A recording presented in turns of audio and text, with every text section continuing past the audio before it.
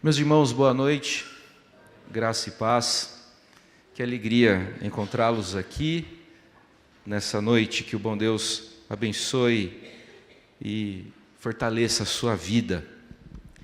Nós vamos dar continuidade à nossa série em 1 Coríntios, hoje conversamos sobre o capítulo 9, alcançamos agora, hoje de manhã, conversamos sobre 1 Coríntios capítulo 9, e agora alcançamos o capítulo 10. Então, por favor, abra sua Bíblia no Novo Testamento, primeira epístola de Paulo aos Coríntios, capítulo 10. Primeira epístola de Paulo aos Coríntios, capítulo 10. Ora, irmãos, não quero que ignoreis que nossos pais estiveram todos sob a nuvem, e todos passaram pelo mar, tendo sido todos batizados, assim na nuvem como no mar. Com respeito a Moisés, todos eles comeram de um só manjar espiritual e beberam da mesma fonte espiritual, porque bebiam de uma pedra espiritual que os seguia, e a pedra era Cristo. Entretanto, Deus não se agradou da maioria deles, razão porque ficaram prostrados no deserto. Ora, estas coisas se tornaram exemplos para nós, a fim de que não cobicemos as coisas más, como eles cobiçaram. Não vos façais, pois, idólatras, como alguns deles, porquanto está escrito: o povo assentou-se para comer e beber, e levantou-se para divertir-se. Não pratiquemos imoralidade, como alguns deles o fizeram, e caíram num só dia 23.000. Não ponhamos o Senhor à prova, como alguns deles já fizeram, e pereceram pelas mordeduras das serpentes. Nem murmureis, como alguns deles murmuraram, e foram destruídos pelo exterminador. Estas coisas lhes sobrevieram como exemplos e foram escritas para a advertência nossa, de nós outros, sobre quem os fins dos séculos têm chegado. Aquele, pois, que pense estar em pé, veja que não caia. Não vos sobreveio tentação que não fosse humana, mas Deus é fiel e não permitirá que sejais tentados além das vossas forças. Pelo contrário, juntamente com a tentação vos proverá livramento, de sorte que o possais suportar.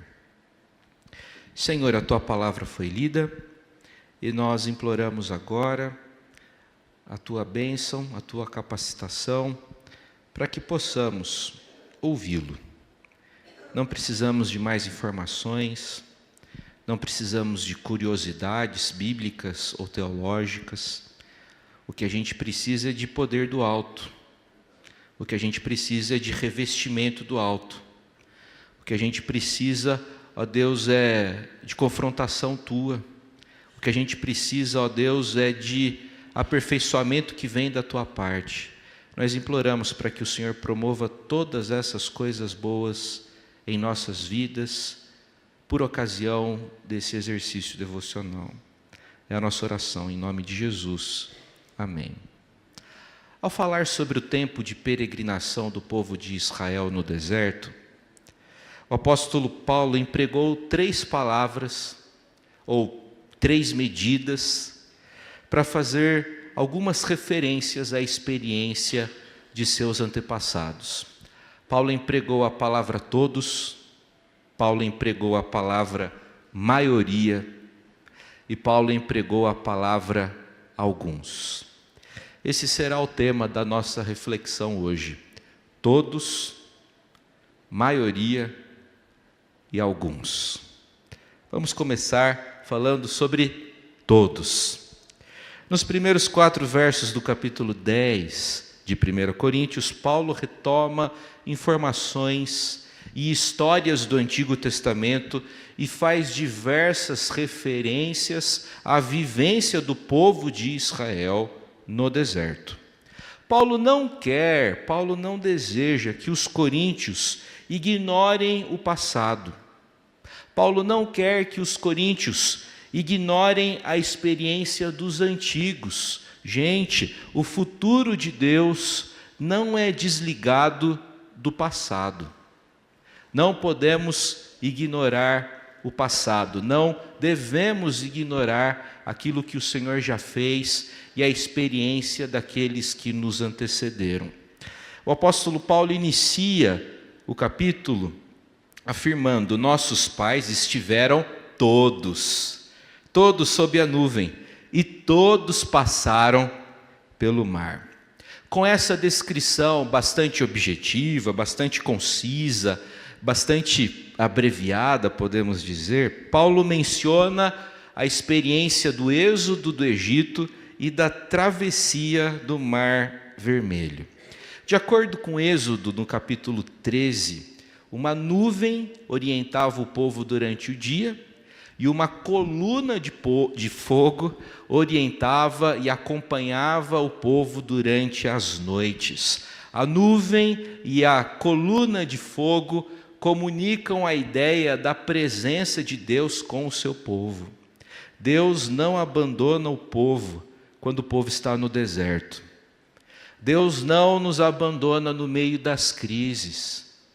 Deus não nos abandona quando as coisas ficam difíceis, quando o dia mau chega, Ele não nos desampara, Ele se faz presente na experiência do povo de Israel, através da nuvem durante o dia e da coluna de fogo durante a noite. Podemos, portanto, confiar no Senhor.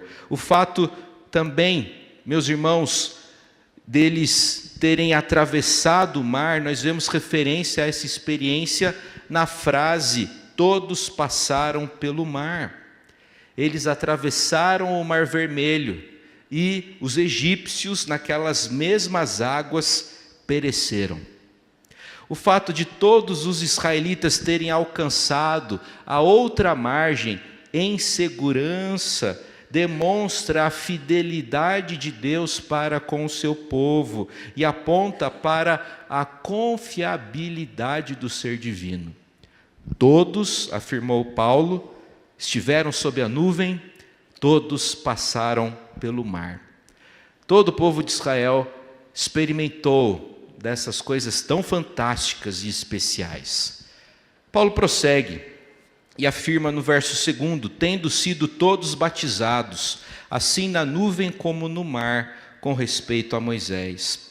O uso tipológico que Paulo faz do termo batismo nesse contexto é evidente. Ou seja, Paulo não está desenvolvendo aqui uma teologia do sacramento. Paulo não está tratando sobre teologia sacramental, sobre teologia do batismo. Considerando que o batismo cristão significa a união do crente com Cristo, Paulo compara os coríntios aos israelitas, visto que ambos depositaram a confiança deles no Senhor. Assim como a passagem a seco pelo Mar Vermelho simbolizou o fim da escravidão e o início de uma nação livre, o batismo cristão também aponta para essa realidade, para essa novidade de vida. Em Cristo somos novas criaturas. Paulo prossegue, versos 3 e 4. Todos eles comeram de um só manjar espiritual e beberam da mesma fonte espiritual, porque bebiam de uma pedra espiritual que os seguia, e a pedra era Cristo. A cada manhã, com exceção do sábado, Deus cobria a superfície do deserto com o maná. Além disso, durante a permanência do povo no deserto, não faltou para eles água. E a Escritura vai mencionar que a água veio em duas ocasiões da rocha.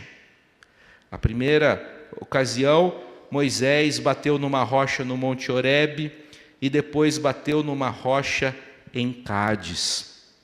Já parou para reparar que no deserto Deus inverte as circunstâncias do povo? Porque geralmente a água vem do céu, vem da chuva, e o pão vem da terra, do trigo que plantamos e colhemos. Mas no deserto, o pão vem do céu e a água sai da rocha.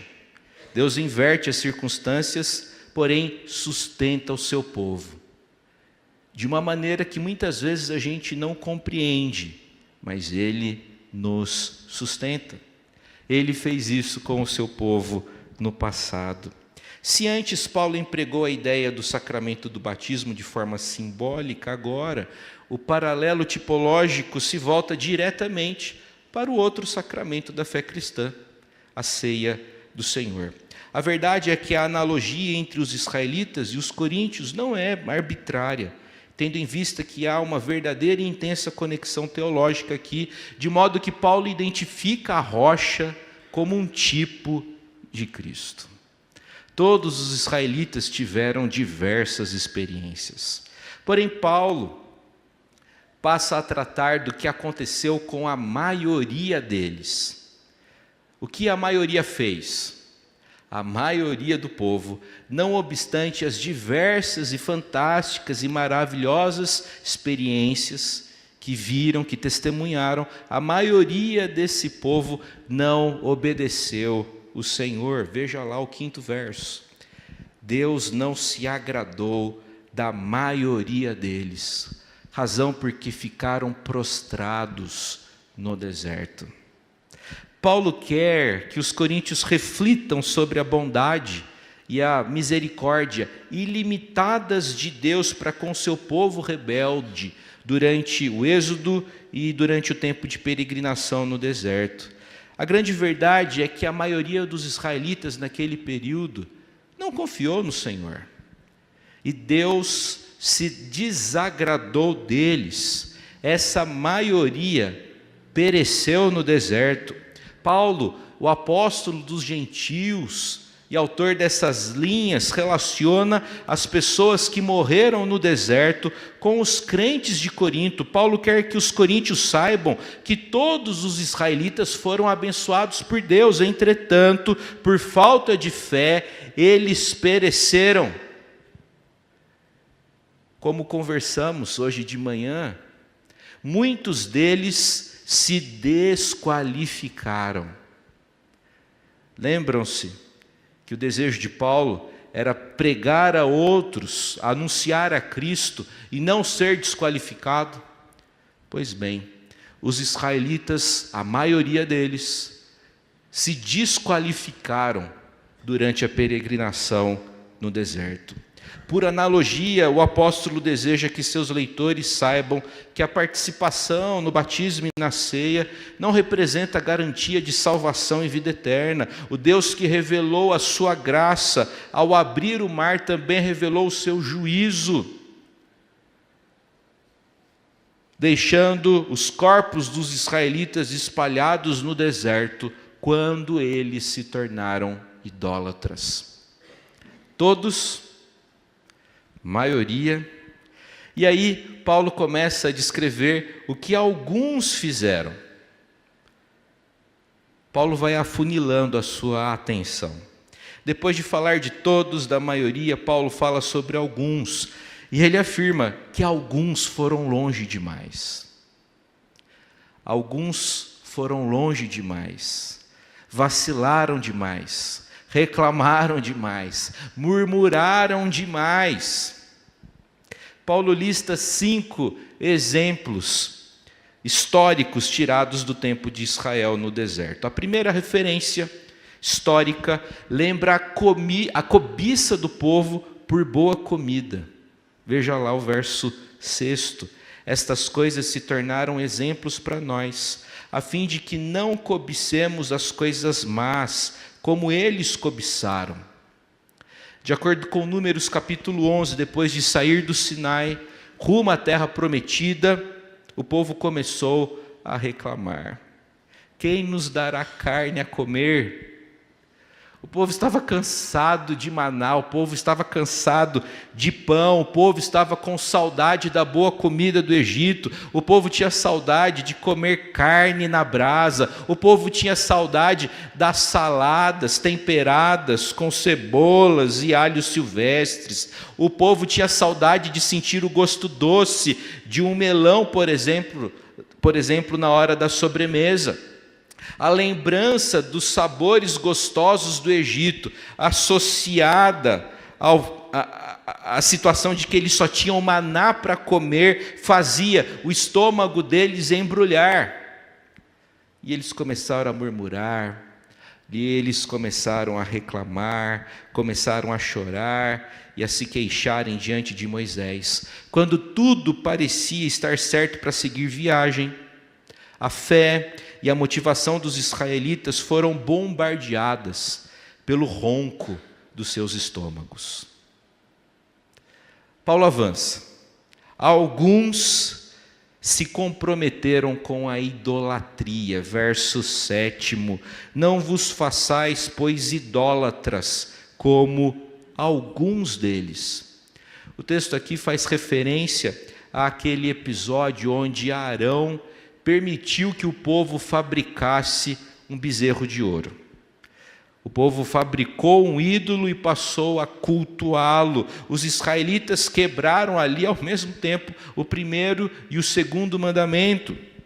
À vista de Deus, a idolatria é um pecado absolutamente abominável, porque os adoradores substituem o Deus vivo por uma imagem esculpida. Aqui Paulo conecta o povo rebelde de Israel a alguns dos coríntios, visto que eles estavam entrando em templos pagãos e estavam se expondo a situações que poderiam levá-los a pecar. Estavam iguaizinhos aos israelitas. O povo assentou-se para comer, verso 7. Assentou-se para comer, beber e levantou-se para divertir-se. A terceira referência histórica está registrada no verso 8. Não pratiquemos imoralidade, como alguns deles o fizeram, e caíram num só dia 23.000. De acordo com Números, capítulo 25, os israelitas, instigados, provocados por Balaão, passaram a adorar Baal, por meio de ritos de fertilidade dos cananeus. Foi uma coisa feia, foi uma coisa imoral, foi uma coisa indecente, uma coisa suja. O povo se comprometeu com idolatria e com imoralidade. Aliás, o pecado é sempre assim.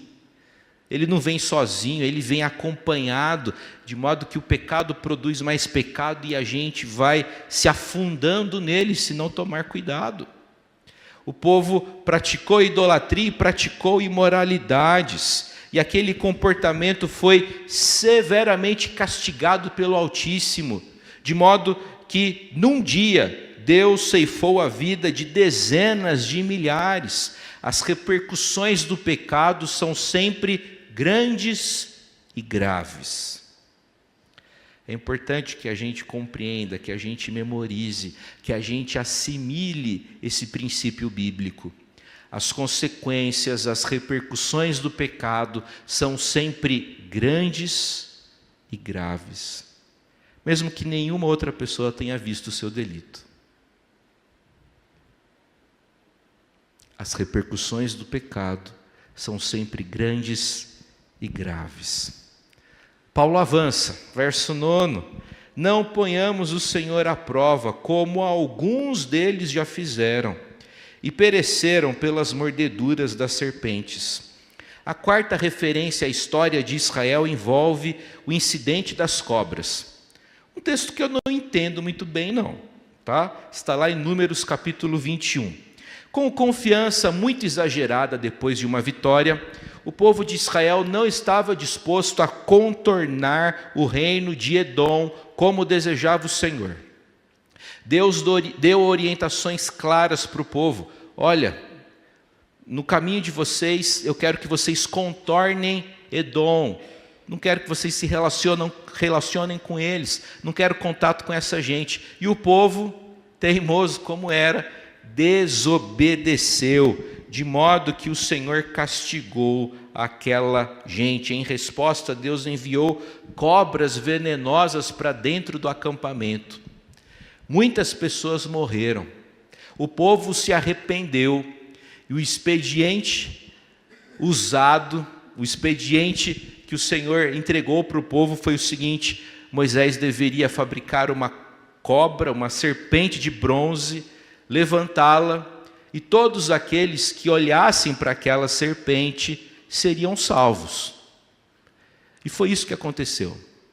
Você sabe por que o símbolo da medicina é uma cobrinha?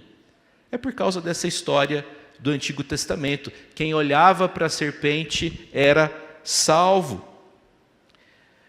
A ordem do Senhor era clara: desviem de Edom. Contudo, o povo insistiu na desobediência. Eles colocaram o Senhor à prova. E a história não acabou bem para alguns. Finalmente, o quinto exemplo aparece no verso 10. Nem murmureis, como alguns deles murmuraram e foram destruídos pelo exterminador. A última referência histórica é bastante genérica, uma vez que diversas vezes o povo do Senhor se comprometeu com a murmuração. Diversas vezes o povo corrompeu o coração por conta da murmuração, que é aquela queixa, aquela reclamação, aquela insatisfação constante, prolongada, repetitiva, tediosa. Tem gente que só reclama, nada está bom, nada está gostoso, nada está suficiente, nada é bem feito. Poxa, complica, não é? Tudo poderia ser melhor. Complica. O povo do Senhor se comprometeu com a murmuração. E o Senhor não se agradou disso. Todos, maioria, alguns. O texto avança falando sobre perigos e oportunidades. Nos versos finais da passagem, fala-se sobre esses temas, perigos e oportunidades. Veja lá o verso 11. Estas coisas lhe sobrevieram como exemplos e foram escritas para a advertência nossa, de nós outros, sobre quem os fins dos séculos têm chegado. A palavra grega traduzida como exemplos aqui é tipos, que significa uma marca deixada por uma pancada ou pressão. Sabe quando você fez aquela baliza mal feita e encostou no poste? Estou falando apenas com as mulheres aqui. Ai, ai, ai. Piadinha sem graça, né? Já fiz isso diversas vezes, tá?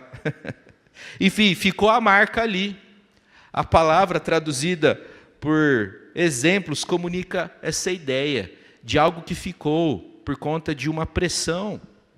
Esses exemplos do passado devem ser compreendidos pelo povo do Senhor como algo que possui caráter formativo. Israel no deserto serve como exemplo estruturante para a igreja em sua peregrinação. Depois de tudo isso vem aquele provérbio: aquele que pensa estar de pé, veja que não caia. Aquele que pensa estar em pé, veja que não caia. Os cristãos que se consideram fortes, e em Corinto muitos se consideravam fortes e maduros, esses enfrentam a tentação constante de se esquecerem da necessidade de Deus, a fim de se manterem fiéis.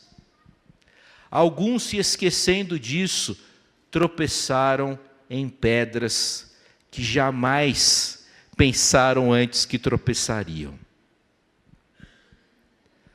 Algumas pessoas, por falta de cuidado, por arrogância, por jactância, por altivez, tropeçaram em pedras que jamais outrora imaginaram que tropeçariam. E, gente, nós não tropeçamos nas pedras grandes. Quando a gente vai para Itu, tem aquelas pedras enormes no caminho, ali na Dom Gabriel. Você não tropeça numa pedra daquele tamanho, você evita, você vai para o lado. A gente tropeça nas pedrinhas pequenininhas, que a gente acha que dá conta. E aí, se não estivermos firmados no Senhor, uma dessas pedrinhas pode nos levar ao chão. Quem está em pé, veja que não caia. Depois de tratar desses perigos, Paulo se ocupa com a oportunidade que Deus dá ao crente de evitar o mal e o erro. Verso 13, não vos sobreveio tentação que não fosse humana, Deus é fiel e não permitirá que sejais tentados além das vossas forças. Pelo contrário, juntamente com a tentação, vos proverá livramento, de sorte que a possais suportar. Deus vai dar livramento para o povo. Pastor, está difícil de resistir ao pecado. Pastor, está difícil de dizer não. A convivência com essa gente está me influenciando. Está difícil. Deus está dizendo para a gente que Ele vai dar livramento para o seu povo. Nós precisamos buscar nele nosso refúgio. A palavra grega empregada aqui pode denotar um desfiladeiro. A imagem é de um exército que está ali preso nas montanhas e que na hora da crise encontra um desfiladeiro, ou melhor, encontra uma brecha naquela montanha e consegue uma passagem. Deus muitas vezes nos salva assim no limite, mas nos salva. Todos, maioria e alguns. Onde é que você se encaixa nessa história? Todos que têm sido abençoados pelo Senhor e testemunhando grandes coisas? A maioria que desagrada a Deus? Ou no grupo desses alguns que fizeram coisas muito feias e graves? Como bem afirmou o reverendo Elben Len César, aliás, o título dessa nossa reflexão vem de um artigo que ele escreveu na revista Ultimato. Tome cuidado com a maioria, não se junte a ela, seja um sobrevivente do desmiolamento das multidões. A maioria tem o poder de atrair, puxar, convencer, enganar, persuadir, subverter. É a minoria e não a maioria que atravessa a porta estreita. O caminho da perdição é largo, mas o caminho da salvação, a porta da salvação é estreita. Tome cuidado para não se distanciar do Senhor. Você precisa permanecer a vida inteira sob a coluna de nuvem, sob a coluna de fogo, para alcançar a Canaã celestial. Nós precisamos do Senhor. Nós precisamos do Senhor. Que o bom Deus abençoe você, sustente você, a sua família, essa igreja, em nome de Jesus. Amém.